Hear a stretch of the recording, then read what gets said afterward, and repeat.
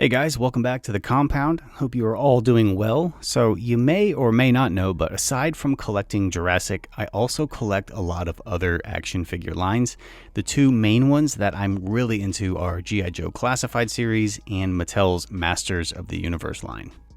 And last year, I expanded into doing toy photography of these figures and started 2 different Instagram pages dedicated to them.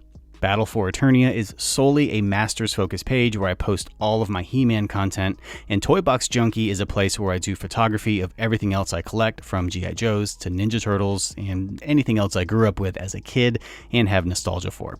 It's sort of a random toy box for everything. And I'll leave links below to those pages if you want to go and check them out.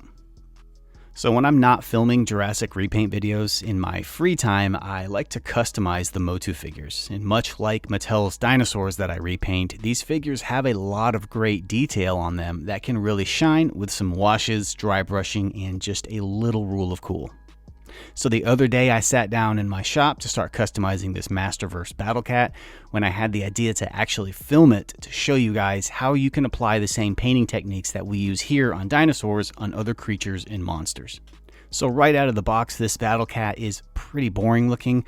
He's got some decent sculpt work going on, but it gets lost on this lime green plastic, and the yellow stripes are just not all that great. So he definitely needs a dark wash and some dry brushing and maybe some visually striking tiger stripes to really make him pop and take him to the next level. So let's go ahead and jump right in. First thing you'll notice, Battle Cat is darker.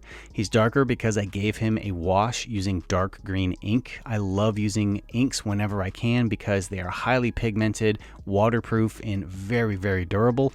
So we got him really dark. Now we need to bring up some of the highlights on him. So I'm going in with Goblin Green and I'm dry brushing all of the raised areas. So the dark green ink will stain the plastic and create shading down in the recessed spots, and the dry brushing will create highlights and make the sculpted fur pop.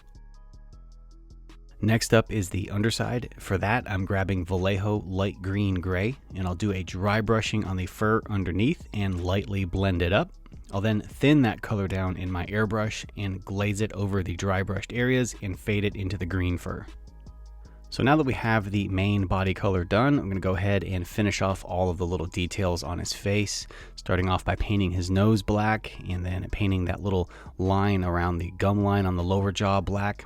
I'll grab some transparent yellow ochre and wash that over the teeth, and then finish off the face by painting in his eyes with some big yellow cat eyes.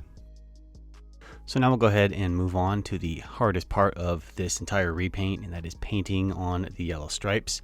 Before I do that, I want to go in with some transparent burnt umber ink and draw my stripes on first. That way I can plan them out before committing to the yellow. Now that I've got the guide stripes down, it's time to paint on the yellow stripes. I've got some yellow ochre thinned down in my wet palette, and I'll just carefully trace over the guide stripes and fill them in. This is by far the most tedious part of this entire repaint because of how many coats of yellow it's going to take to get these stripes to have a clean, solid finish. I think in the end, I ended up doing something like 5 or 6 coats. I can't remember. I do know that it took me all day long just to finish this portion of the video. And by the time I was done, I never wanted to paint another yellow stripe ever again. But all of that hard work paid off because here are the end results. And this turned out so nice. The yellow pops so well against that green fur, and I'm really happy with the way this turned out. So now that all of the hard stuff is done, it's time to finish this off by customizing his armor. We're going to go ahead and weather it up, and this will be super easy to do. I'm just going to take some burnt umber ink and blast that all over the helmet. I'll let it soak in for a minute so it stains the armor, and then I'll go back in with a paper towel and wipe away most of the ink from the surface. This ink plays really nicely with that bright red plastic that the saddle and the helmet are molded in, and it kind of gives them like this old, weathered, kind of worn out leather look.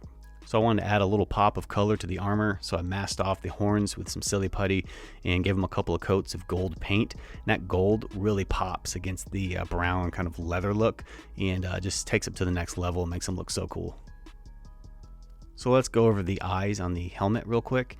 I painted them first, and I didn't like the way they looked. It looked like they were on the outside of the mask, and I kind of wanted them to be on the inside of the mask, like looking out.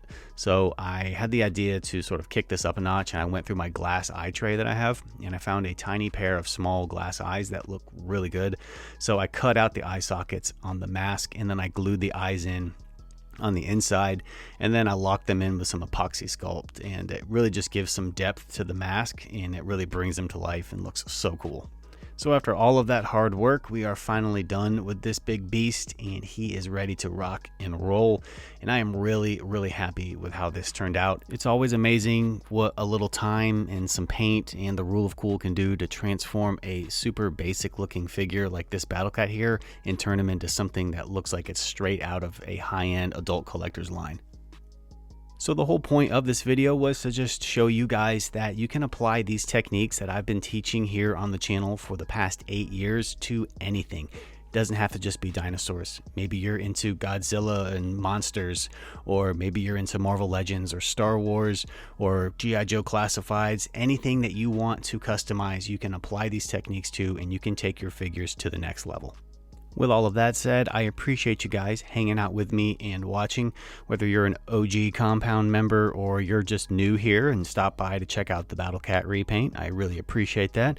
I hope you enjoyed this and you have been inspired in some way, shape, or form. If you give this or any repaint a shot, remember to tag me over on Instagram, because I'd love to see how yours turns out. In the meantime, if you need more action figure content, come check me out over on Instagram. Links to all 3 pages will be in the description box below. You guys take care, and I'll see you around the compound.